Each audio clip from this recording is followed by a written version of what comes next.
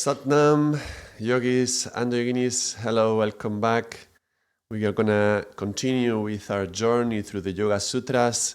Today we will explore Sutras 5 to 11. That's my intention at least. And I'm trying to group them in ways that they make sense. But we spend a long time with Sutras 1 and 2 and 3 and 4. We will not go in so much depth in every sutra, otherwise we would be here forever.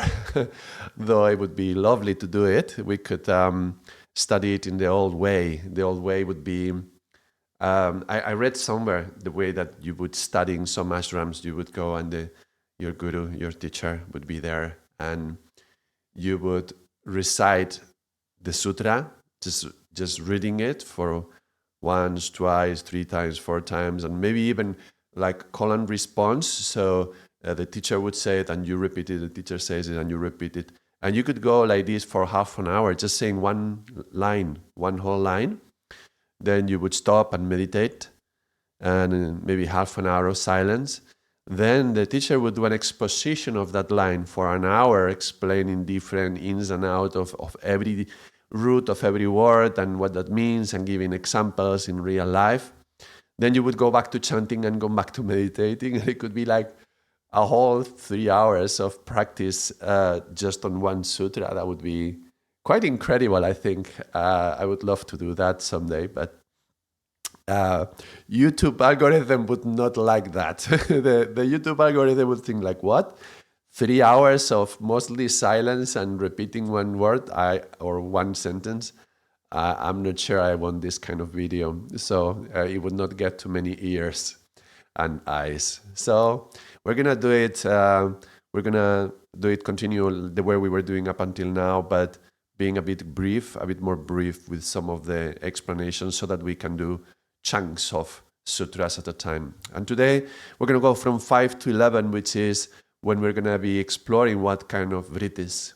We talked in the 1 to the 4 about how the essence of yoga is about helping that consciousness to be calm, and the consciousness is attached to the mind, and the mind is fluctuating. And when I say mind, I talk about the psycho-emotional state. So so that means the thoughts, but emotional as well, emotions, and they are moving like waves, and we are disturbed by these waves. And the objective of yoga, as reaching samadhi and all these terms that we know so well, it's about calming down all these waves and finding peace within. So before we go into how to calm the waves, we're going to talk a little bit more about what are these waves. I already introduced a little bit of this, giving a number of examples with how emotions may come up. But Patanjali makes a very specific classification of them into 5 categories, and we're gonna see what the way that Patanjali classifies these 5 waves. But just to remind you, this is what we were doing in the previous video. We were exploring how waves move, how 2 people may be in harmony and synchronized, and that can amplify the waves, so that when we are with other people, our emotions and our thoughts get increasingly higher. And then if we are desynchronized, then there is noise and disturbance, and that's why we meditate in the early morning. If they are complete opposite, there would be silence, but this is basically between thoughts and emotions. It's basically impossible. And then there's carrier waves and modular waves, which is the strongest signal, and talking about how we can be we can bring a carrier wave, we can bring a strong signal, we can also create some form of the example of the oil and the water. So we can be the oil in the consciousness, dense consciousness, so that waves who are getting closer to us get softer and disappear. So that's some images that I was helping to create to set up the right state. Another thing that maybe I didn't mention is that yes, we synchronize each other, and that amplifies the waves, just like in a stadium watching a football game, then people get very excited together. But similarly, when there is a group of people getting together and stopping the waves, so finding this calmness in the vrittis, having this relaxation in the vrittis, they all help each other. So that's why when we meditate in a class, in a group, it's much more, we feel it stronger than when we meditate alone. So going to a classes is better than doing just your practice. And I'm not saying don't do your practice, indeed do your practice, but as much as you can, meditate also with other people. And that's why, ashrams would be a very successful way to calm your mind, because there is a group of dedicated people who are all committed to the discipline, Hatha Yoga Anushasana, to the discipline of yoga. And so we would all get together and we are all committed to stilling the mind. And that's effort by everybody is helping you. And that's why we say, when you are in a group meditating, we are meditating to the level of the one who is at the highest level. So if today I'm not so strong, but you are having a very strong meditation, I am benefiting from that. If tomorrow I am the one who's having a very deep state and you are more disturbed by your thoughts will become softer in this oil, and dense state of consciousness that is going to come down. So that's the power of Sangat. And that's why there is these three steps that we talk in yoga: Dharma, Sangat, Guru. Dharma, you do your practice, but then if you do it in the Sangat, that's going to empower the effect much more, and it would be like a good pathway to get to Guru. So Dharma, Sangat, and Guru. So these waves affect not only when we're alone, it affects when there is other people, and it doesn't have to be just interference, but if I am making an effort to calm down my waves, that's going to, and you too, then, we are going to multiply the effects between us. Maybe I didn't mention that yesterday, and I thought it would be worth mentioning. We talked a lot about this as well, about how we can be looking outwards, and the mental fluctuations, these little waves, make that we see the world in a disturbed way, and we see ourselves in a disturbed way. So, for example, the idea of this was like the idea of the mirror. If I look myself in a mirror and the mirror is dirty, I will think I am dirty. If the mirror is wavy, I'm like, oh, I'm kind of wavy today. Or if you go to these places where they have these mirrors which are convex and like undulated, and then you see very strange shapes, or you get very bloated heads or bloated body, and you think you are like that. No, you are not. It's just the mirror. So in the same way, when the mind has its own waviness, the waves of the mind, that's this one here. When these waves are present, these vrittis, then our perception is going to be like that. We are going to see ourselves in the mirror and think that we are waving, Or let's say if the wave is a wave of feeling, if these waves are coming from the subconscious. I will remind you this diagram here. So if this subconscious, we have, let's say, one of the issues of the subconscious is my own insecurity, then the wave that comes as a result of that will be that when I see myself in the mirror, I will feel insecure about how I see myself. I will say, oh, I'm ugly, how could anybody like this guy, and why would they want to be with me? And we enter into all this sort of negative talk, negative emotion. Adolescents go a lot through this phase, a phase of questioning themselves and self-doubt and self-criticism. Especially women, I believe it's been proven to show that especially women have a very a high amount of negative emotion during their puberty and adolescence. And growing up, there is a period, a phase in which there is a lot of negative emotion. So these waves would be affecting the way they would see themselves. Excuse me.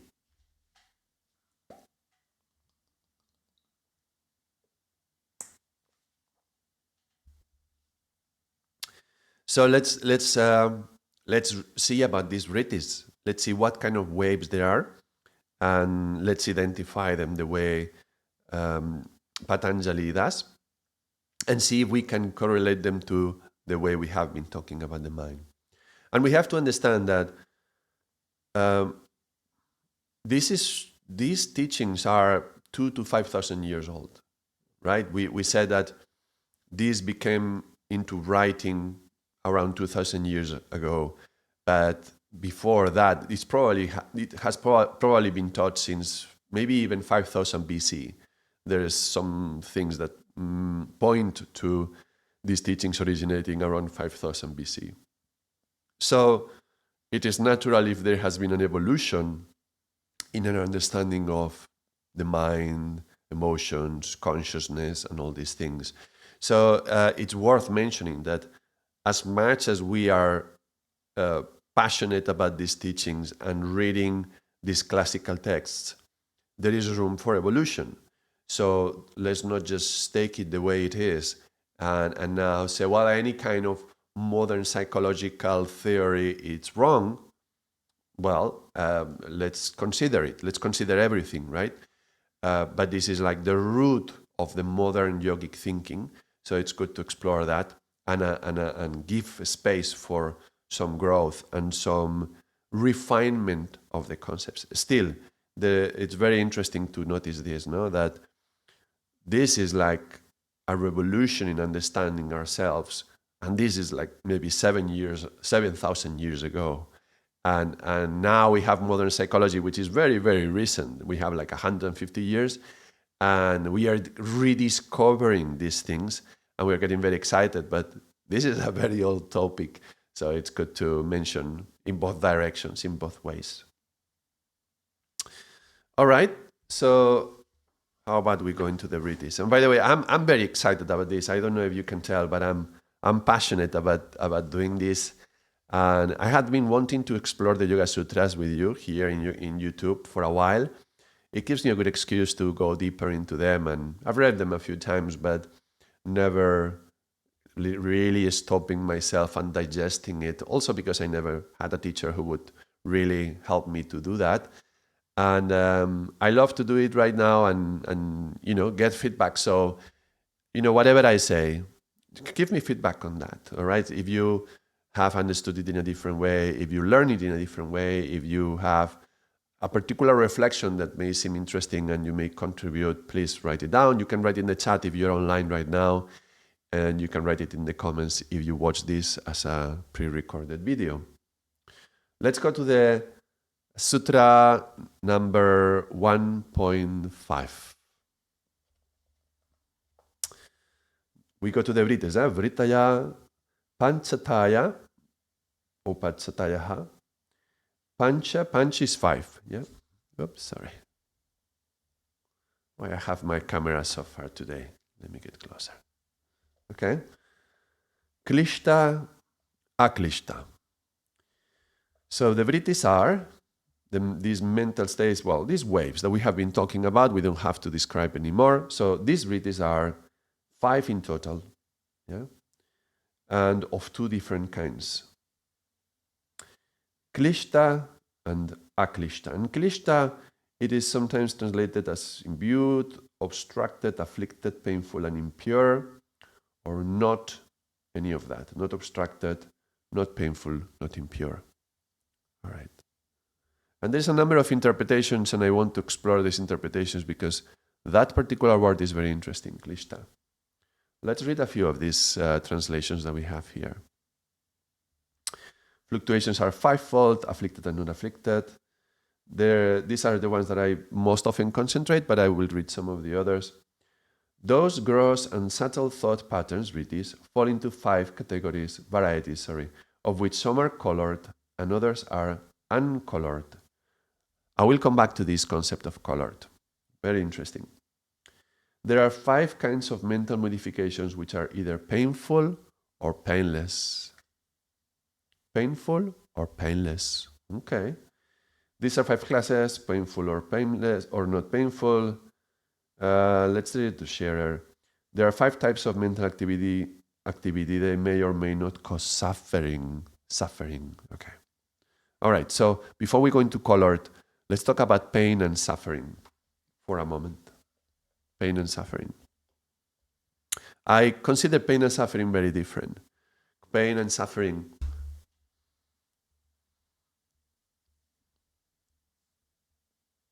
We are designed biologically from, hundreds of thousands of years if for us to survive as animals that we have been for so long, we are designed to avoid pain and to seek pleasure. Because if you live in nature, it is not easy to find sugars, for example. So when you find some sweet wild strawberry and you put it in your mouth and you find the sugar, that's so pleasurable. And your body says like, I need that. There's some forms of vitamins that I really need, and you can find them in these fruits. And these sweet fruits, they are fantastic. Go look for more of those. So that's pleasure. That pleasure is guiding your brain to look for more of those things. And we will enjoy the fruit, and that's why if the more we enjoy those things which are pleasurable, we are more, it's more likely that we're going to be surviving. So those sweet fruits that are calling for our pleasure and seeking those are going to help our survival. Pain. If I step on a horn and it goes into my skin and it creates some pain and it creates a wound, in the natural life, that wound could get infected and we could die from that infection. So, very simple. If there is pain, there's something wrong. Take care of it. Be careful, watch it, take care of it. It's a very, very simple concept. However, now when we come to the modern world, we have a biological design that has been built for hundreds of thousands of years all over evolution up until now. And the kind of life that we live now is so far removed from a natural lifestyle that the very same mechanisms that helped us survive, now they are causing us the opposite. For example, something is sweet, your body is saying, I want that, but now there is so much availability of sweetness that, we stuff ourselves with sweet food and sugar, refined sugars and pastries and whatever, ice creams. And then there is obesity, and then there is all sorts of diabetes and all sorts of diseases that come as a result of an excess of consumption of sugar. It's also linked to stress, because the stress triggers the stress mechanisms, which are going to be part of the cause of then wanting to replenish your energy levels through eating sugar. But that's a stress. I think I did a video on that. Yeah, the triangle of stress and vitality. So if you want to see more of that, you can watch that one. But the same mechanism that would have helped us survive, to find those berries and those sweet fruits that would give me the vitamins that we need to survive, those same mechanisms now, today, they go against us because we become addicted to these sweets, and then we are always eating chocolate and ice creams and things like that. That is going to cause all sorts of problems. So that's a problem. And pain, that's pleasure. And now pain. Pain is the same. Pain used to be, something is painful, be careful. Pain is there, be careful. Something is wrong, take care of it. But pain now, if we try to live a life avoiding pain, it's relatively easy now. You can go into your little sofa and don't come out and eat your sweets and chocolates and stuff and watch TV all day.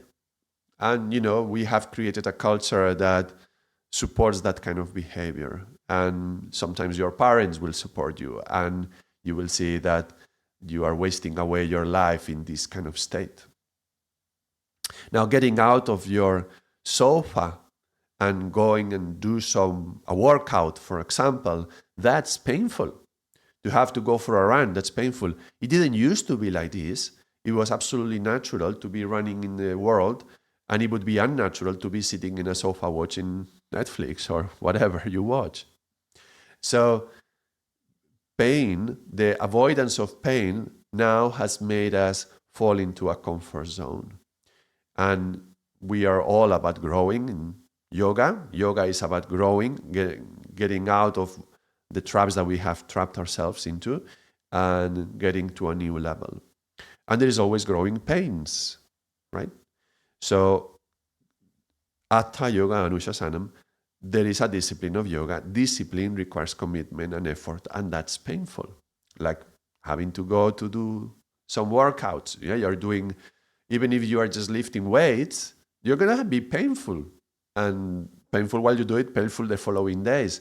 So if we allow ourselves to get triggered by these mechanisms of avoiding pain, we're going to avoid the workouts, we're going to avoid that healthy lifestyle. So pain and pleasure have completely turned around, and now they have become the opposite of what they were when we were animals. So I think it was Guru Nanak who says, pleasure is the poison and pain is the remedy. So that's very, very revealing. Pleasure is the poison and pain is the remedy. So now we have to be careful with pleasure. I'm not saying never eat an ice cream, never eat chocolate. I'm not saying that, okay? And it's good to reward ourselves and, care for ourselves and enjoy life. I think it's important to enjoy life. It's nothing about that. But you know when you are crossing a line. You know when you are going too far, when you are just seeking pleasure in such a way that is becoming karmic and is going to have consequences. So, and pain the same. It's not about avoiding pain because there is growing pains and we need to get out of our comfort zone. However, there is one kind of pain that helps us to grow, and there's one kind of pain which is just suffering. And when we are doing like lifting weights, or let's do I was lifting a lot of weights this week. That's why I'm a little bit painful. But let's say we are doing a yoga posture. This is why the example just came. But let's say we do this position for a meditation, a yogic meditation. Now that's going to be painful. But is it suffering? Doesn't have to be. While you are doing this, you can remind yourself of the intention to build your commitment. And this posture, holding the arms in the position, and you do it for 11 minutes, for example, or 22, and you are reminding yourself, this is strengthening my will, this is making me stronger in my commitment to hold my arms, and whatever pain is coming is just making you stronger. So you can even enjoy that kind of pain. We're not going into the sadomasochistic side of yoga, but kind of a little bit. It's like saying, you know what? This pain is good for me. You can do that and also realize that when you finish the exercise, the pain will go away. And you may have a little bit of pain for 1 or 2 days. But you know what? The strength that you get, the commitment that you get, the courage that you get out of doing this exercise, that's going to stay with you forever. Even if it just increased a little bit more, that courage, that commitment stays with you forever. So I go through a little bit of pain knowing the benefits that I will have out of that. And I can enjoy those benefits. And I can enjoy knowing that I'm going to get those benefits, which means I go through the pain and I don't suffer. It's different from being in the posture. You're like, why the hell do I go to yoga? Why is it always these painful postures? Come on, Ardaas, why do I have to do this? And we can be lamenting and arguing and, allowing all these negative thoughts to come. These are waves, okay? Those thoughts are waves, they are breezes. And you can allow them to come to the surface, and then you suffer from those. So for me, when this sutra is talking about klishta and aklishta, it's talking about suffering, not about pain. I'm going to stop the meditation, otherwise I will start closing my eyes and going into it, and it would disturb the video. So when it's talking about klishta, rather than talking about it as pain, because that word has been tainted in some way, I would refer it to suffering. Now there is something very Buddhistic about suffering. The Buddhism talks a lot about there is such a thing as suffering, and there is a way to remove the suffering. So that's interesting because Buddhism also was very present in this era that we are talking, where the Yoga Sutras originated. So there's going to be a connection to that. It's just telling you, Buddhism is telling you that there is a suffering, there's a way to remove the suffering. Patanjali is telling you, look, your thoughts, your vrittis can be suffering or not. And then there is another translation, which is Gyaneshvara. He says, this klishta, you can translate it as colored. You can see it here like obstructed or afflicted. Let's say the obstruction. And Gyaneshvara says, not just obstruction, it's actually coloring. What does that mean? That means that when I am looking out, I have a window here. And I actually have some drawings on this window. My daughters like to draw with these markers for window markers, you know? And if they paint the window red, let's say, and I look out through the window, whatever I see out there is going to be red. So even if I'm looking at the forest, I have a beautiful forest behind my house. It's really nice. The view is very beautiful. When I look out through the red part of the window that has been painted, the image that I perceive has been tainted in some way. Yes. So the image has been colored. So thoughts are also colored. So if we go back to this concept of how we perceive the world through this, the indriyas are the instruments of perception. Well, there's 5 for perception, 5 for action. The gyanendriyas, the perception ones, as they come into manas, right here,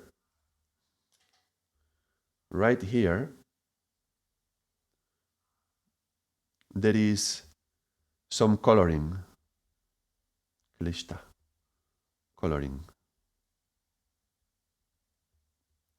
So if I have little painted drawings that, you know, my daughters have put on the window, whatever I will see it colored like that.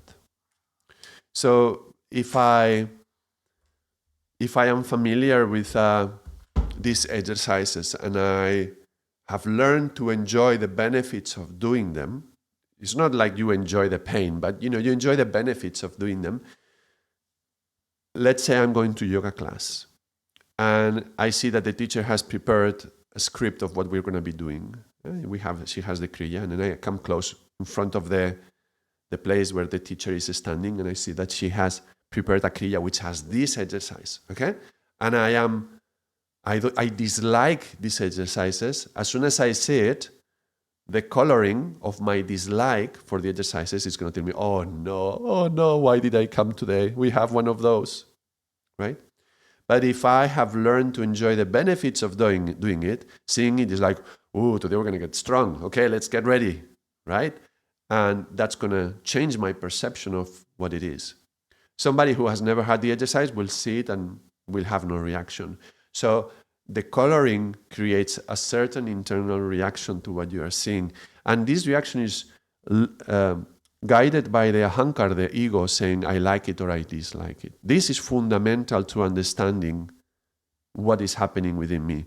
These reactions, these inner reactions, which are, remember, these are like the turbulences. This is like the turbulence is called, like in the water when you have like currents of water, currents underneath the water, turbulence, yeah? So this turbulence, it's intimately linked to what we like and what we dislike. And this is why we say a yogi is the one who goes beyond the likes and the dislikes, beyond the polarity of what I like and what I dislike, beyond praise and slander, and somebody who is neutral. So we have to go beyond this polarization, which is linked to how we perceive the world and how we have colored our perception. So a lot of what we will see later in the steps that Patanjali will recommend to do to avoid the suffering, it's about how to remove the coloring from our perception. So that's already linked at the perception, not just coloring of my thoughts, which would be linked to how am I reacting, but also my perception, not just the thought, but also the perception of what comes from the outside. So if I see something I dislike, I will have an internal reaction of disgust towards that. and even very visceral, and that's a coloring that we have. Another person that likes that food, for example, I'm thinking about food, for example, they go, I like that. Also, there's another coloring as well.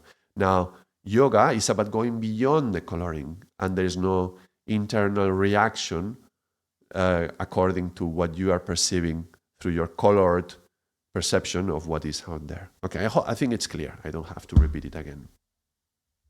So, it's about these five riddhis. It's all about how they are painful and not painful.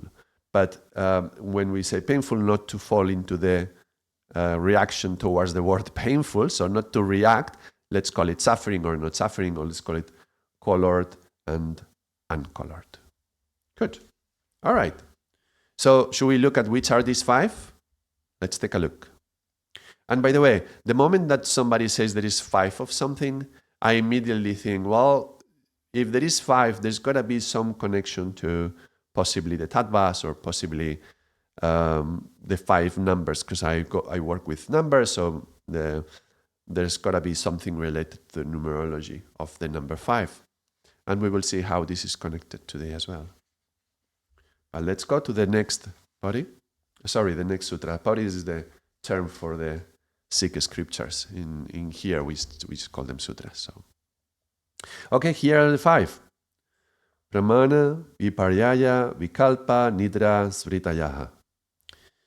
So, Pramana, right knowledge, valid proofs, valid cognition, valid evaluation, valid means of learning.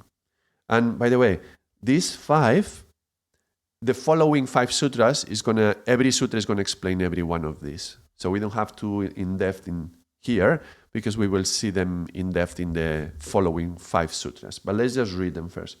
Viparyaya, reversed movement or direction, erroneous or wrong knowledge. So this is right knowledge and this is wrong knowledge. So we could say this is right understanding and wrong understanding, since we were talking about Buddhism. And I mentioned the Four Noble Truths, Four Noble Truths that talk about the suffering and the cause of suffering and how to remove it. But there is also the Eightfold Path that the Buddhists talk about. I'm not talking about Ashtanga now. I'm talking Ashtanga coming from Patanjali. I'm talking about the Buddhist concept of the Eightfold Path, and includes one concept which is right knowledge. So that concept is connected to this, right knowledge or wrong knowledge. Then is Vikalpa, conceptualization, abstraction, a verbal construct of conception, imaginary cognition, fancy linguistic or verbal delusion, Vikalpa. And we will see how these five vrittis, remember, the idea is that these five get soft and disappear. So we will see that when they disappear, when there is nor vikalpa, nor nirvikalpa, when there is no vikalpa, that's one kind of samadhi. We will see nirvikalpa samadhi, right? So we will see, when we get to the section of samadhis in the Yoga Sutras, we will see how they are connected to avoiding these vrittis. That's going to come much later. Yeah. Nidra, that's the sleep, but it's referring to deep sleep, not dreaming.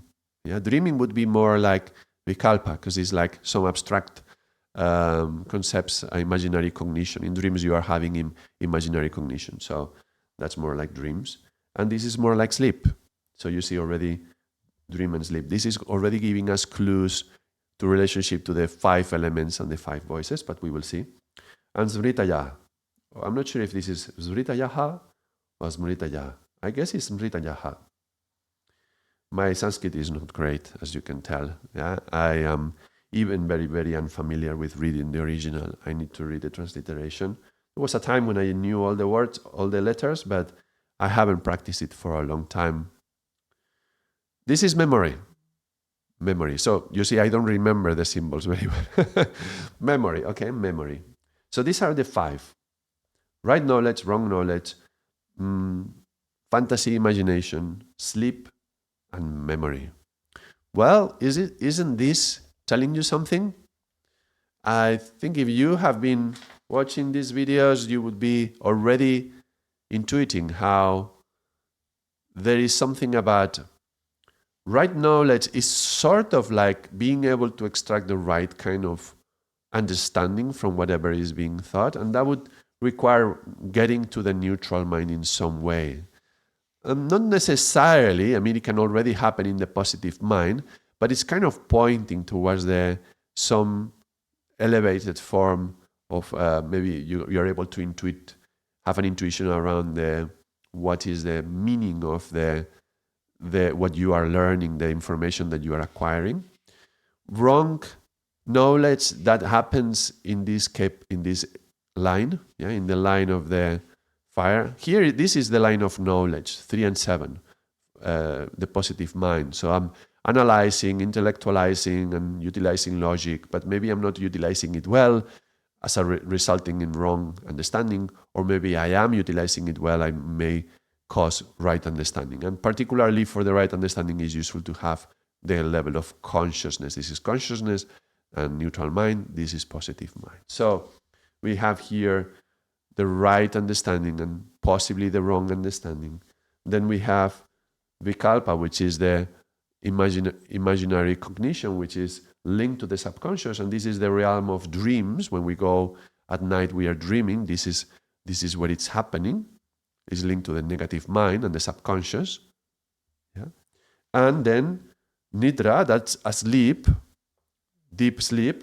That's sushupti. That's this realm of the unconscious. There's no even dreams. And then there is one more, which is memory. Now, memory, so we have been going 4, 3, 2, 1, and then we jump to memory. Memory, I kind of connect it to the samskaras and to the unconscious, but let me connect it also to this diagram, because this is similar. Yeah, we are working on the same idea, and in the bottom we can see also one of the functions of chitta is smriti, memory. So there's these memories that get in the subconscious and unconscious. The memories that are stored in this area. It's like impressions. Memories are like an impressions, and here we would have these impressions would leave these samskaras. They would live here.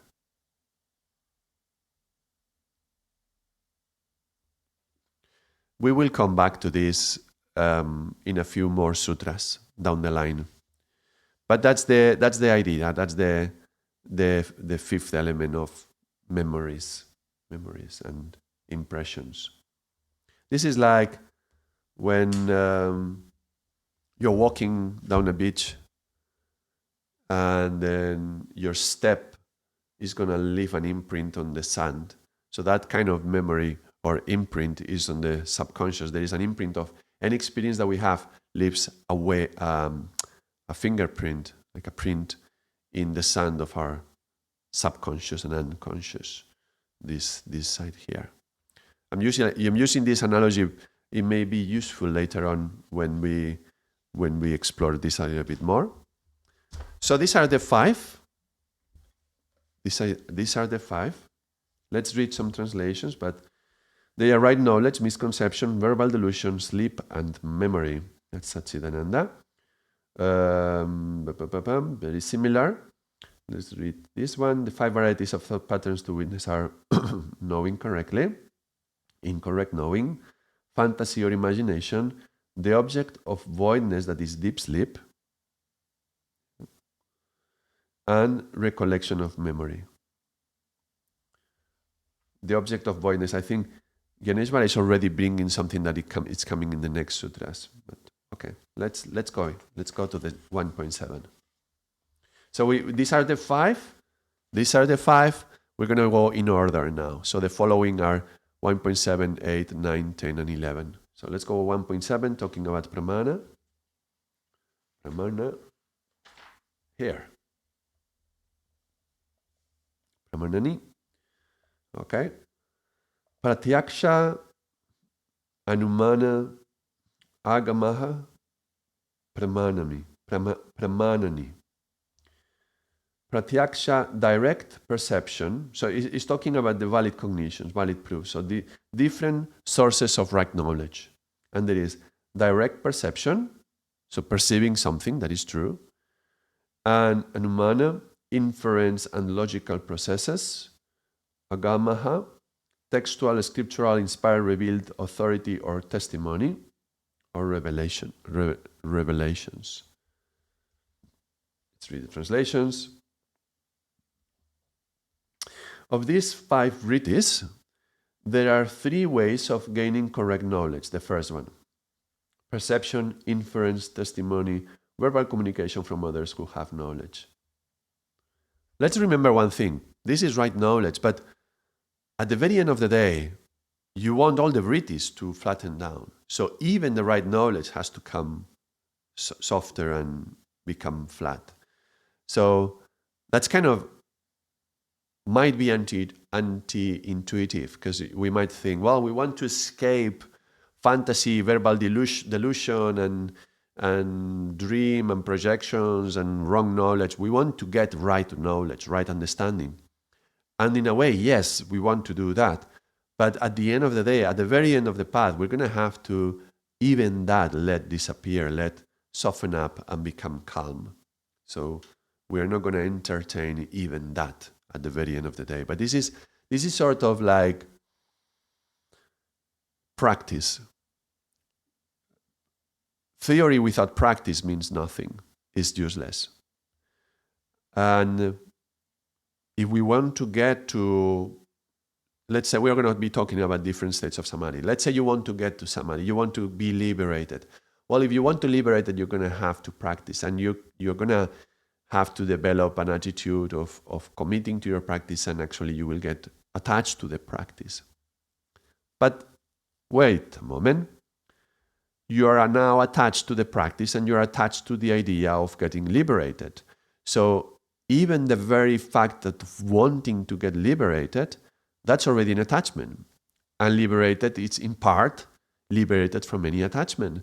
So at the very end, at some point, you're going to have to be liberated even from your wish to get liberated. It's kind of a paradox. But this is I'm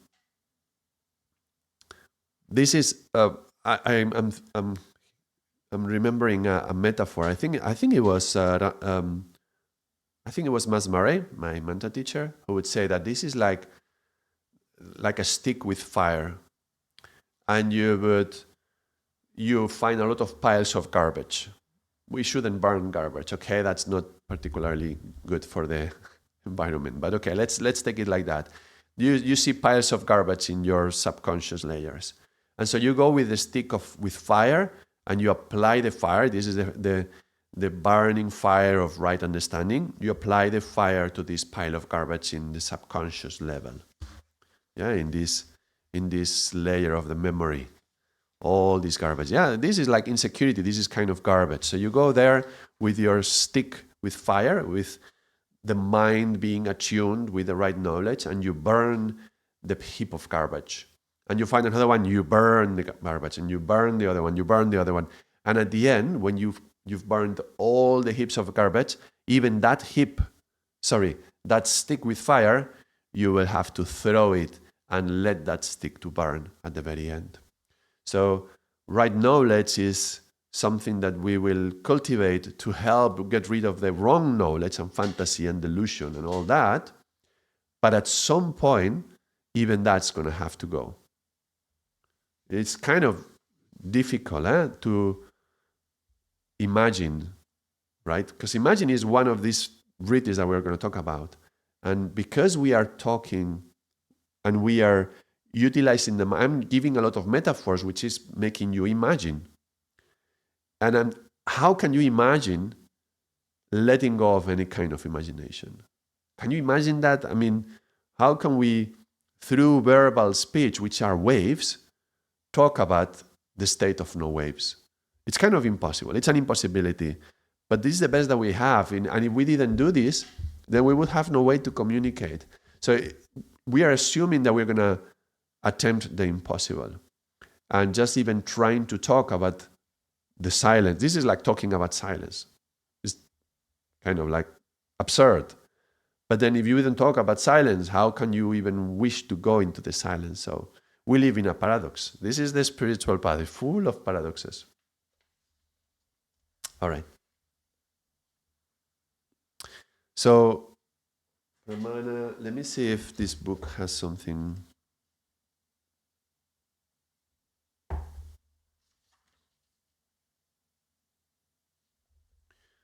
This is, let me change. For this sutras, I'm going to read a little bit from Swami Satchidananda. And on this sutra of Brahmanani, he talks about right knowledge, and there's one thing that he will say. Let's read this. You are going to dispose of all the thoughts as garbage, whether they are good or bad, right or wrong, so that the mind will be free from modifications. So look, I actually had not read this section. I was just thinking about reading this one. But look, I was just talking about garbage, and here it comes. So there we go. The papers can be burned, but the vegetables go into the compost pile for the garden. So even in throwing our garbage, you can't just throw it all into one pail. You have to sort it later, and it will be easier to dispose of. Okay. The mind has to be tricked. Yeah? So he gives an example. I still remember when I was a young boy and my mother used to feed me and I would make a fuss. No, I don't want it all. Oh, is this too much, son? All right, I won't give you all of it. She would form all the rice into a flat disc and then cut a line across and say, see, I'm taking away half. You only have to eat the other half. So the other half would be pushed aside on the plate and she would feed me and I would be satisfied. But while I was eating, she would start telling me nice stories, and before long, the other half would also have vanished. So she would kind of trick him. Yeah. If by any chance I looked down at the plate before the whole thing was empty and said, Mother, you are feeding me more. I don't want it. She would say, all right, son, I'll take away this half. She said she would take away half, no? She always took half from the remaining. So she took half away, and she would be feeding him. I imagine he was very little. And then, but if he paid attention and he looked down and saw there was that she had been giving him whatever she had given him, like, I don't want it all. Okay, I'll take away half of the remaining, right? He takes away half, okay, and starts feeding him. He doesn't notice, but she's also giving him the other half. When he sees, and then, again, there's only this little now, oh, okay, I'll take away this half, okay. And then he's feeding this half. Now there's this little half. When she gets to this half, he's like, Mom, I don't want it all. Okay, I'll give you half, you see? So it's like a trick to make him eat more. I can relate to this concept. Yeah, being as a child and my mother, you're always too skinny. Eat more, right? I think we as parents worry about what our children eat. Isabel Satnam, hello, good to see you. Welcome.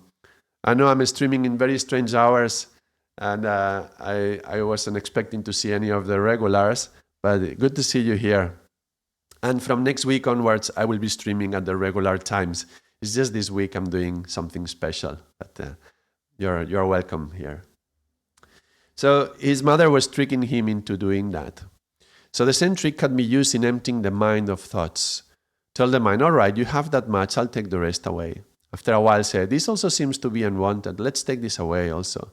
And you remove them little by little. That's why Patanjali is so careful in forming the thoughts into different groups. So it's like if you say to the mind, I'm gonna take you away, all of you, and you're gonna be fighting against the mind and the ego that goes together with the mind, because it's gonna be a battle, and then you're the only one who's gonna lose is you. So you're saying, okay, mind, you know these thoughts here, these are garbage. These are wrong sorts of knowledge. How about we deal with them? And the mind, okay, yeah, these are not really useful. Let's get rid of them, and it's going to help you. Then you get rid of the wrong kind of knowledge, and it's like, okay, you know what? These other ones are mental delusions and imaginations. Maybe we can also get rid of them, right? Okay, let's get rid of those, and then you work through that. And when you finish those, you know what? There is also these memories, and maybe those memories are also causing some suffering. So how about we get rid of those? You see, we're going through the different vrittis, and you're kind of tricking the mind in dealing with one or dealing the other, so that you're not saying, okay, mind, I want you to be silent now. Because trying to stop the mind is just a battle, and we lose too much energy in just fighting that battle. And that's not even what we want. The stopping of the thoughts of the mind is more like a consequence, more like the objective. It's like a side effect.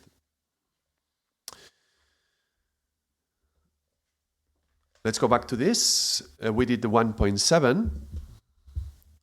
And so there is these three ways, yeah?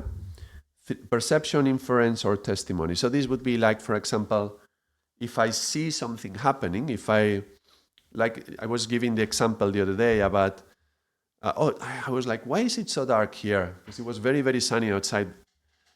I forgot a little bit more of light. Okay. So if you see the pen falling, I'm having a direct perception of the pen falling. So I have a direct testimony. I'm seeing it. And that's one kind of right knowledge, to see, to know that this pen has fallen. I'm not trying to analyze anything. I'm just seeing a pen falling. Okay? So that's a direct perception. Hold on a second, because a perception will come mixed by the klishta and the coloring. Okay, so I mentioned that those vrittis can be colored or not colored. So even when I see this pen falling down, this may trigger in me some form of understanding that could be right or could be wrong. My perception is okay, and maybe if I just stay there, oh yeah, a pen is falling down, that's it. That's the right perception, that there's no coloring. But there is a way where it can be wrong coloring. We will go into that when we go into wrong knowledge. But for example, if I see it falling down and I extract the wrong kind of understanding, I have a theory in my mind. I heard that material attachments is evil. It's divine to want to be above material attachments. Okay, so to let go of everything material. And because it is divine, and there is a demon in the center of the earth, in hell, who is always wanting to get everything, because that's a demonic energy to try to get material attachment. Therefore, whenever you let go of anything, this demon will try to grab it, and that thing will fall down. That's just a theory of gravity before we actually had the laws of gravity that we got from Newton. So if we saw a pen falling, we could sing, it's like, oh, the devil is trying to get it. Yeah, because it's evil to try to get attached to material things. So if I see the pen falling, I just say the pen is falling, that is just a right perception with no coloring. Yeah, it's aklishta, not colored. If I see the pen falling, and I think, oh, the devil is trying to get it, that is klishta, that is a colored perception. And also wrong understanding, because that's not what is happening. There is no demon in the center of the earth trying to get all the material things. And if I saw it fall, and I extrapolate the law of gravity, and I realize, like Newton with the apple falling on the head, and suddenly having this brilliant idea, this is the law of gravity, or how masses attract each other, that's aklishta, not colored, right perception, correct perception, and right understanding. So that's pramana, the one we were exploring right now in this sutra. That's pramana and aklishta. Because remember, these vrittis can be colored or uncolored. So that would be uncolored, not the source of suffering. Because if you assume that any material attachment is evil, there's going to be some suffering associated to that, because you may be trying to let go of anything material, and then you don't have any money, you give everything away, then you are having, even just to survive, you're going to have to beg, but then maybe it's going to be a lot of suffering linked to that. And it may sound a little bit ridiculous what I'm saying, but this is part of the foundation of how the monastic traditions started. You would put on the orange clothes, the ochre, because those are the clothes that were given to the inmates in prison. I don't know if you know this story, and that's the way I heard it, that the inmates would die and then they would throw their bodies away and they would have these orange clothes, and the monks who wanted to give, they would give away any kind of possession and they wanted to live a monastic life. Well, they don't want to get attached to anything material, but they have to wear something. So they go to the death of the inmates, which are, like that's the death of death, like some of those who have been separated from society, and when they die. So nobody wants those clothes. So they could take those clothes for themselves. And then they would have a begging bowl and walk around and just beg for food.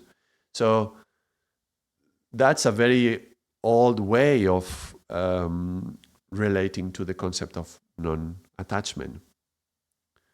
And it has its own karmic side to it. It would have its dharmic side, but it would also have its karmic side. So it would create suffering, so it would be colored klishta. All right. Hopefully it's clear. Now we live in a different moment. In these moments we are not, particularly in the path that I am, it's not about being in a monastic life. It's not about becoming swamis and renunciates and deciding to move away from family life, but actually I practice householder yoga, which means having a family, having a business, having a job, earning money and investing your money and make sure that you leave something behind for your children and so on. Now, can you do that without getting attached to the money? That's the tricky thing. But it's much more challenging. That's not necessarily a bad thing. Much more challenging to live in the world and not be attached to these material things than actually feeling you're not attached and renunciating everything. So you go to the cave and you live in a Himalayan cave and you don't see any women, you don't see any sweets, you don't see any material possessions, and you feel that you have got rid of all your wants and desires. Then at some point you have to come down from your cave to go to the market for whatever reason, and then you are back in the market, there's women around, there's sweets being offered, there's money being exchanged, and all those tendencies and those desires come back up. Because you were not exposed to that and you never got rid of them, but they were just asleep. So do you remember asleep, the nidra? That's one of the 5 vrittis. So these desires are asleep, but they are there. They haven't been dealt with. So as soon as you get into contact again with the marketplace, they arise again and you have to realize you haven't made that much progress as you thought. And you have to go back to monastic life. And so living with the family, it's living in the marketplace, living in the middle of all that, and yet to practice non-attachment, that's an incredible, it's much more difficult, and therefore you are making more effort to do it. And if you're making effort, you may make progress. So what do you do? It's just 2 different paths. I'm not saying there's anything wrong with going to the cave, but I'm saying that's from an older tradition, and that's a different path. Look, it's not for everybody, but for some people it may be. So it is, if it's your case and you felt the call and you felt that in this lifetime it is your destiny to be in a monastic cell and dedicate your life to praying and serving your comrades in the convent or whatever environment you are in, then why you do? I'm not saying there's anything wrong with that, okay? I'm just saying that having a householder life and living in the family and living in the world is harder in some ways, but you make more effort, and so you can grow. And at the same time, as I'm saying this, I mean, you take your ego with you. So if you want to go into a monastic cell and some Buddhist temple somewhere surrounded by other monks, you've taken your ego with you. So you're going to find a lot of ego business within the monastery as well. You think you go there to retire and live happily, and then you find yourself with all this ego as well. So there's no guarantee. There's no guarantee. And there is effort in everywhere, and all paths are fine, but let's recognize the karma and the dharma in every path. So householder, that's the one I recommend for most people. That's a perfectly valid way in which you can work out your karma. All right.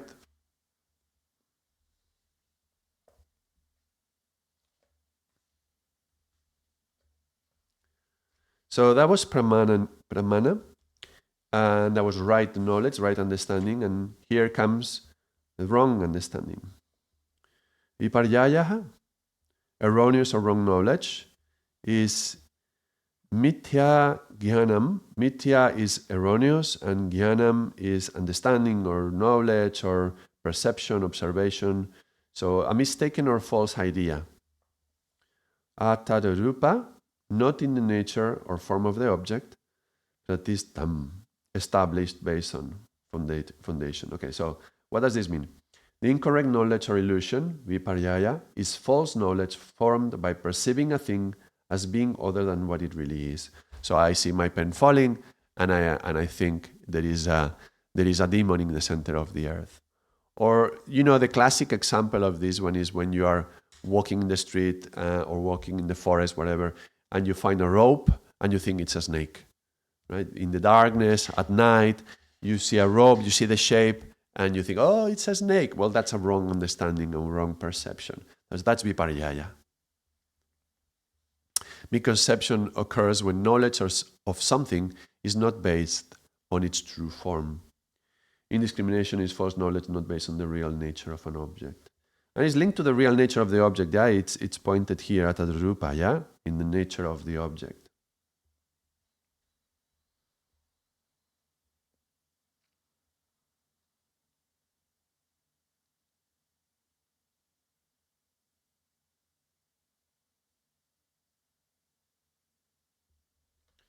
Let's read this one as well. Misunderstanding is the delusion that stems from a false impression of reality. Delusion. I like that word, delusion. It's very relevant nowadays. There is a lot of delusion going around. There is a lot of videos in YouTube on delusion and TikToks and things like that. People understand all sorts of things from things that happen, and we extract our own understanding, and then we go along with that. And there is no real perception. Oh, I only mentioned one of these in the pramana. I mentioned perception. That's when you see something by yourself. Inference is what you understand from what you saw. So you see this, and then you extract some logical. You think about this. It's falling. Why is it falling? This one is also falling. What could this mean? And then you extract some logical understanding out of that. And that's how you get to the law of gravity. So that would be inference. Or testimony. That would be when you go to school and the teacher is telling you, why this falls? It falls because of gravity. So that somebody who is hopefully trustworthy and reliable is telling you something, and you accept it, and it becomes part of your system of beliefs, and you understand that in that way. And that could be the three ways that you perceive right knowledge. So directly in analyzing it and extracting that kind of understanding, or somebody trustworthy is telling you that. Which is kind of tricky, because I remember having an idea of what an atom was since I was very, very little, thinking of the nucleus of neutron and proton, and then the electron going in orbits around. And somewhere when I was 16, I think, in the next level physics, then the teacher of physics, he explained, well, actually that's an overly simplified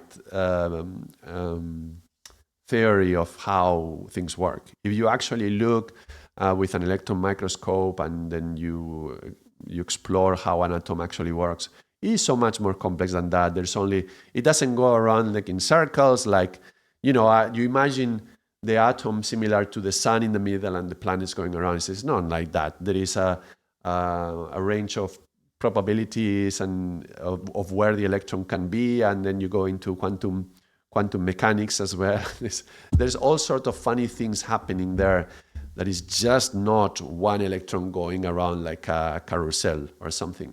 And I remember that day, I think I was 16, and it's like, my mouth, like, what? Are you telling me everything I had assumed that that's the way things work about atoms is wrong? And I was thinking of electrons going around in different layers and with different valence values. They could jump from one to going out, another one's coming in, and the atom can have a negative charge. And it's like, all that is wrong. And it was just like blowing my mind, because I had assumed it was pramana. Because the person I had received it from, my teachers in primary school, they were those who were giving me this testimony, and I was trusting in what they were saying. And then finding out that that's not true, it's just like impossible, no? And it was, I could see my brain trying to readjust. How can this be possible? And that happens constantly with all sorts of theories from science. We are recently questioning whether even Darwin's understanding of evolution is correct or not. How just random mutations may actually, occurring over many, many different years, thousands of years, for one species can actually randomly create the possibility of flight, for example, animals flying, or whatever of the evolutions that we have been seeing in animals, for example. It's like, many random mutations, and sometimes one is successful, so he passes on the genes. There is a statistical studies analyzing whether that's actually possible or not, and it's being put into question. So things that we have assumed as pramana, they are not necessarily so. So there's theories until it's proven by the next theory will disprove the previous one, and they will have to swallow their words. But anyway, let's carry on. The wrong sources of knowledge, incorrect knowledge, is false knowledge formed by perceiving a thing as being other than what it really is. So seeing a rope and thinking it's a snake. And delusion.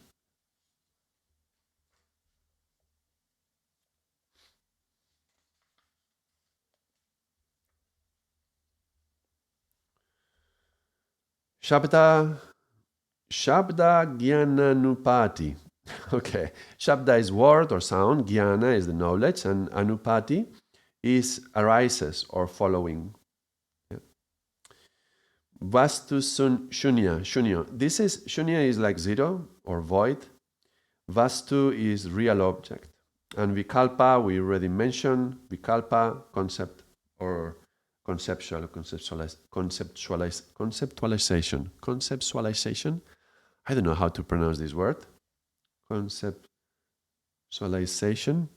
Oh dear. Please forgive me. All right, let's read these translations.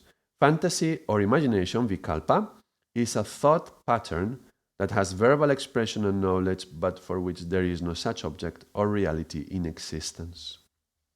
So it's a fantasy. And an image that arises on hearing mere words without any reality as its basis is verbal delusion. Verbal delusion follows from words having no corresponding reality. And this, you can see how this is also connected to dreams. This kind of fantasy and imagination, remember, this is operating on this realm. No, let's make it this one. In this realm, swapana, yeah. And we fall down this, okay? Somebody tells you something and we start extrapolating the worst. Like, that happens a lot in couples too, which is really sad, but no matter what you say, you are wrong. If I do one thing or I say one thing, I'm the bad guy because I am thinking something else, and if I do the opposite, I am a bad guy for whatever reason. So there's always a way to interpret your actions in the wrong way. Now that's that's delusion. Yeah, that's imagining the worst in somebody. So he's doing this for that reason, and we analyze it in a way that it's like the worst possible way. But it also happens the other way around. When we are in love, we fall in love with somebody, and we're in this pink, everything is pink kind of phase at the very beginning, and then everything the other one does is delightful. Everything the other one does is wonderful, is beautiful.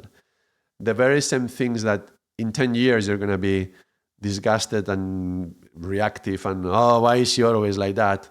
At this very first stage is like, oh, it's so lovely.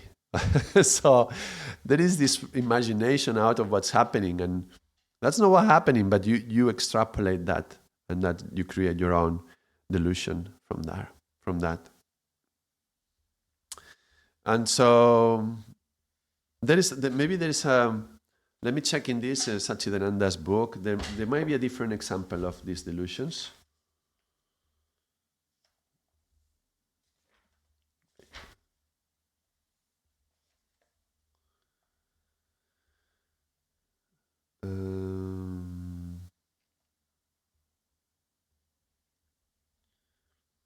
Suppose I say, John took his car to the garage, and on the way, all the tires got punctured, so he had to remove the wheels and give them to the mechanic to be repaired. He drove home very fast and got into an accident. You say, oh, was it a terrible accident? You're only hearing my words, but you haven't taken the time to think. If you thought about it, you would say, if he gave all 4 wheels to be repaired, he couldn't drive it back. It didn't happen, but you take it seriously. So we hear something and we create an image out of that, but that's the wrong kind of image. It cannot happen. So I'm telling you something that happened and you imagine it, and it cannot be. It's like in dreams. Your mother turns into a horse. You are inside of a train and suddenly you're skiing down a slope. It doesn't make any sense. But in that state of mind, everything is fine and you go along with it and you assume that's fine. That's verbal delusion. Remember, all these ritas can be klishta or aklishta. So having a verbal delusion, it can help you to find the confidence to do something that is really difficult. And or it can, you may, thinking that you're going to succeed, you go into an enterprise that is doomed to fail, and then you are, clashing with reality later on. So this kind of delusion can be klishta or aklishta. And I remember my good friend Marcos, when we were young, he had in his bedroom, he had a phrase that is something like this: because they didn't know it was impossible, they did it. They achieved the impossible. When somebody doesn't know, oh, was that impossible? I didn't know. If you had asked anybody, oh, that's impossible, don't even try it. But because they don't know it, they did it, right? So it's like delusion, having fantasy that I'm gonna get there. Then it may actually happen. It may actually make it possible. But the wrong kind of delusion can also bring a lot of suffering. So it can be a lot of klishta as a result. All right, let's move along. The next one is the sleep. If you remember, we've been going through dream. Now we go to sleep. Abhava, pratyaya, alambana, vritti, nidra. Absence or negation, when there's nothingness. Pratyaya, concept of mind field. Alambana, supported by leaning on. Vritti, mental operation. Nidra, sleep. So dreamless sleep or nidra is the subtle thought pattern which has as its object an inertia, blankness, absence, or negation of the other thought patterns. Let's read another one. The mental modification supported by cognition of nothingness is asleep. So there's no thought patterns. All the thought patterns go around nothingness. Sleep is a vritti which embraces the feeling of voidness.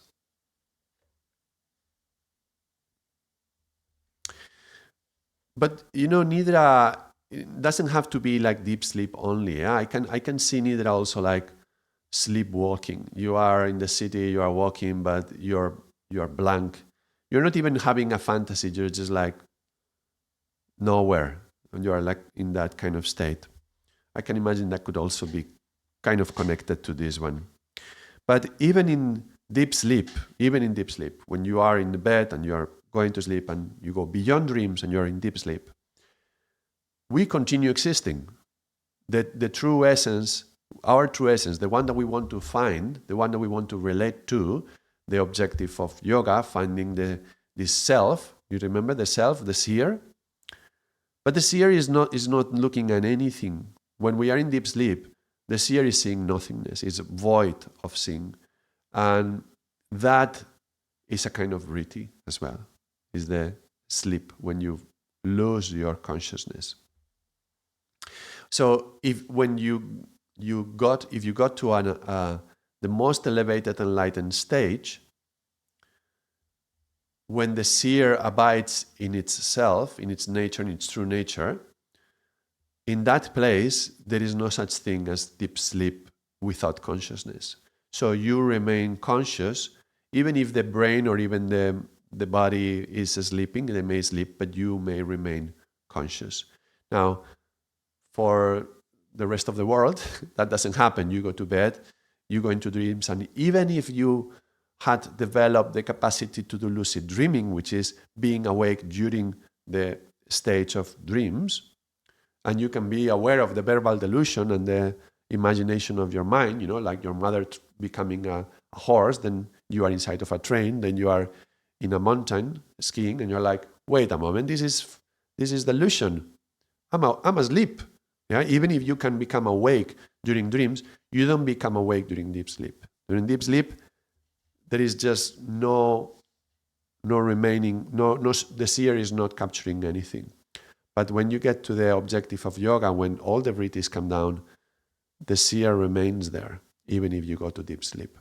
The thing is, the thoughts come down just like the waves of the electroencephalogram. We notice them that they go slower and softer when you are measuring our brain activity. And as we go from awake to dreaming to asleep, you see the waves getting softer.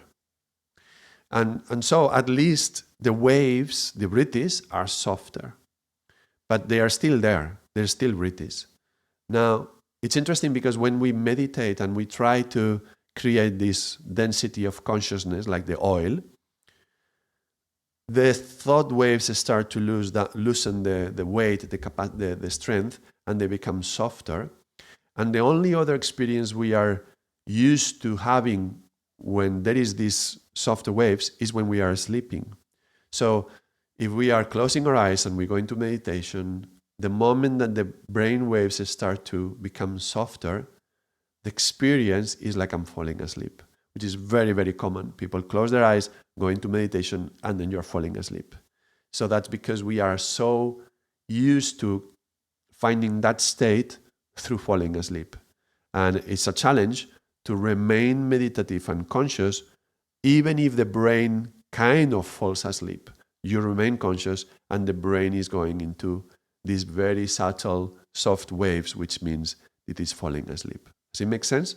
So if that happens to you, that you sit to meditate and you are sleepy, but you slept your 8 hours or whatever you need to sleep every day, there's no problem. It's not that you are sleepy, but you close your eyes, you go into meditation and you feel sleepy. It may be because you are tuning in to a very low thought wave and you're just not used to holding the awareness while this is happening. So that's what this is telling us as well. Nidra, then sleep, is also a vritti. And,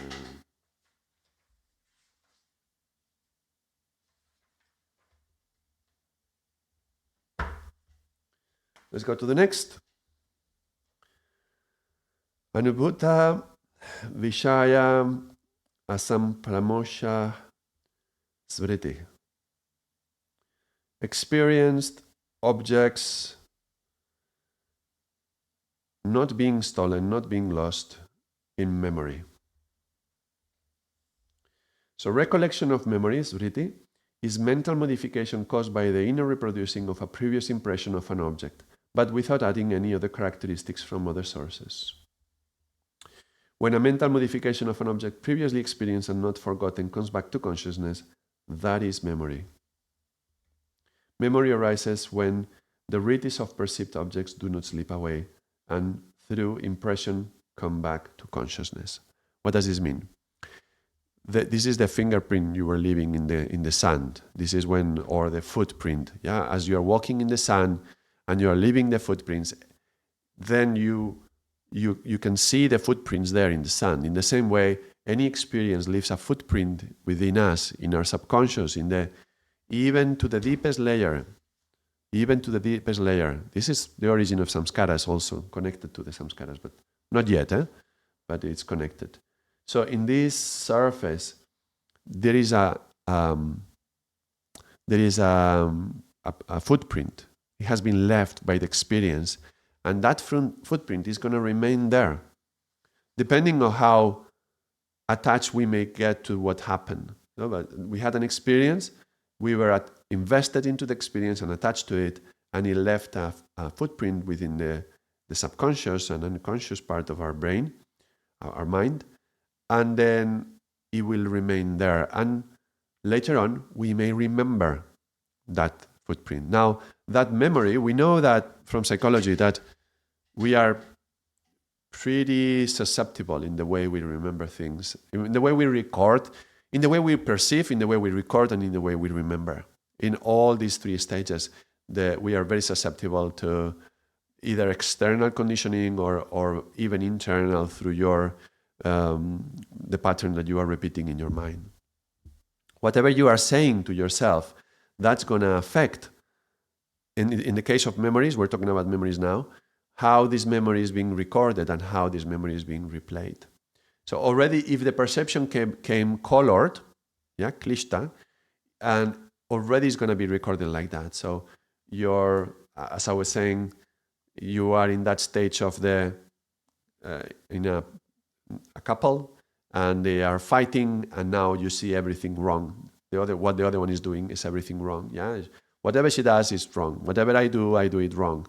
And then whatever is happening, you just color it, goes into the subconscious, and then it has the taint already. Well, as I recall, the memory is already going to be tainted. It's already going to come like that. So memories, when we receive them and when they go into the subconscious, and especially if it's something that is repeated again and again. Let's say, I was saying before, it's very common for parents to feel that the children don't eat enough and to tell them, eat more. It was certainly for me, I was quite skinny, and my mother would say, you are very skinny. But if it's happening every day, and you notice that your mother feels that there is something wrong with you because you are skinny, you eventually, when you go especially into the adolescent years, when you have an increase into negative emotions, these things that have been repeating again and again have become little sharks, little fishes or big sharks. The guilt, the shame, the insecurity, the feeling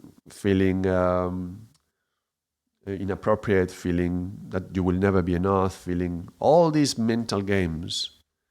They have been there little by little, but they have been growing and growing and growing. So if I was like, I'm too skinny, if I would have this thought in my subconscious, I'm too skinny, who's going to want to be with me? So when I would become an adolescent, it would be very insecure about approaching any girl to say anything, because who's going to want to be with me? I'm so skinny, and I was also so tall. So I'm just sharing something from myself, yeah?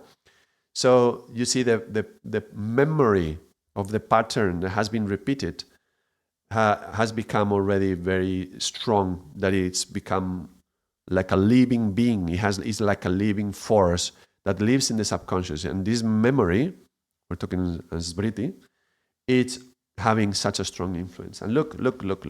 Pay attention. Because this, either little fish or big shark, yeah, or even big monster, it can be as well. We talked in this video on these 5 levels of consciousness. If you haven't watched it, I really recommend it. It's very, very important. But let's just take this little fish, insecurity. Yeah, am I really too skinny? That just a little bit of insecurity. When the insecurity within us speaks, it's like a little bubble that comes to the surface. And when it reaches the surface, the bubble, ploop, it poop. Do you see? It's the same as this. Only instead of being a pebble that you throw on the lake, being a thought that I produce on the ocean of consciousness, like I was guiding you in the previous video, it's actually something coming from below. So you see, things can go into the ocean from above, like something happens, and like a drop going into the ocean, or things that come from below. And when they come from below, they come from these smritis, these memories, all from chittam, yeah, from this part of myself. And when they come from below, this bubble, the fish, is like a bubble that comes to the surface and creates a wave like that. And that is the wave that is going to be disturbing and creating interference with any other thought. So maybe I was from above having a thought saying, ooh, that girl's pretty. I would like to get to know her. Beep. And I'm having this riti. And from below, there is this little fish. Yeah, you skinny guy. What do you think she's going to say? You're too ugly, you're too tall, you're too skinny. Whatever the voice would say, yeah, the insecurity within. And that little bubble would come out, bloop, and the two of them would meet, and there would be an interference. And depending on which one was stronger, yeah, if this is like the carrier and the modular wave. So in this case, for example, if the inner fish is strong enough, oh no, I'm too skinny. There's no way she's gonna want. And the other wave, oh come on, you could try. Oh, there's no way she would do it, right? So that's how it can come out. Or if this one is strong enough, I'm doing it. I'm tired of this kind of thinking. Enough is enough. If I continue like this, I will never meet anyone. I have to do it. I'm gonna do it. And you are like creating all this energy. And then the little voice of insecurity now is very small. This little fish, it doesn't have these bubbles. It doesn't interfere enough. And the carrier signal now is, I'm gonna go and I'm gonna say hello and I'm gonna do it. No matter whatever happens, I'm gonna do it, right? So that can happen. Or, some people drink alcohol, yeah, to get over their insecurities, because alcohol is going to have an effect, numbing a lot of things that happen here, or increasing them. So you never know what can happen, but that's a technique that some people use it. So anyway, that's interfering with the vrittis.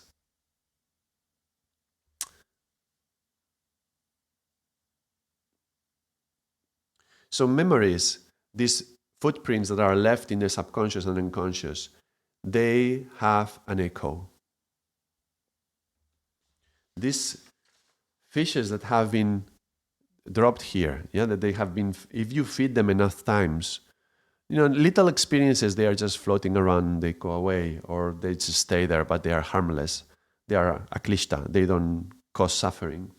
But if this little fish becomes big enough, and it becomes, something significant or even a monster, they are constantly breathing here. They are constantly creating bubbles which are going to affect the surface of the subconscious. Or, you can see when the shark comes up to the surface, you can see the fin. That's a scary thing, seeing the shark's fin. Yeah, so the same way, some of these patterns based on memories may come to the surface of the mind in such a way that we feel too scared to do anything. So memories, it's like an echo. Yeah? Memories create an echo. Something happened, it got stored, and now these bubbles are coming out and they are creating an echo in my consciousness. So when we close our eyes and we go into meditation, what we are doing is we close this input from the outside and we go within. And when we go within, we meet. It's like looking down into this area. And that's how we find, When we look down, that's when we find all these little monsters living in the water. And that's going to be scary, and that's going to be dangerous and painful, possibly, maybe even suffering. So what do we do with that? That's where we come with the next Yoga Sutras. Okay, so up until now, we have been exploring what are these waves. Remember, this is a psycho-emotional waves linked to memories that get stored and now filter my perception, and they are affecting me, and there are different layers, and I can understand correctly, I can understand incorrectly, I can be having a mental delusion, a fantasy, or even I can be in full asleep. Still, and memories, still within all of these 5 layers, I'm not abiding. The seer is not abiding in the true self. So I'm not in my real self. I'm lost in all these 5 different levels. So how can we change this? And that's what is going to come in the next section. It's going to tell us how can we deal with these vrittis to reach to manifest the objective of yoga.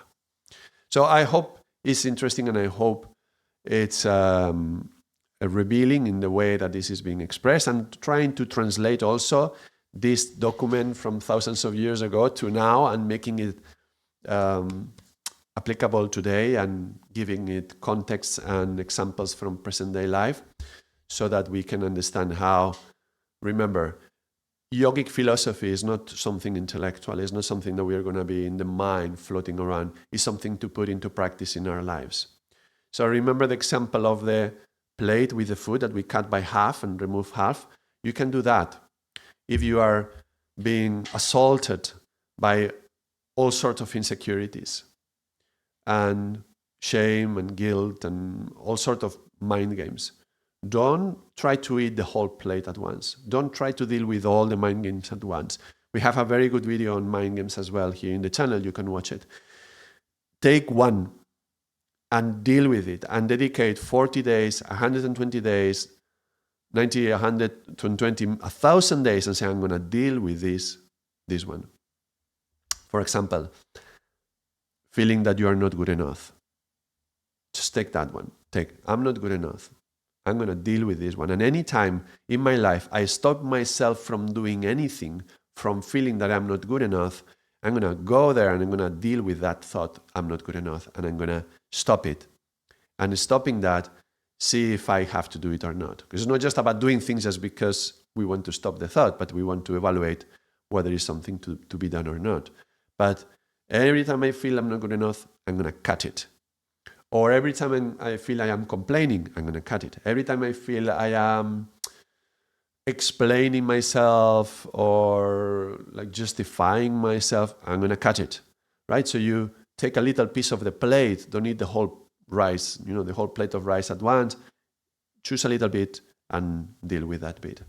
So that's something that you can take away from these examples, from this part of the Yoga Sutras, and start working with that.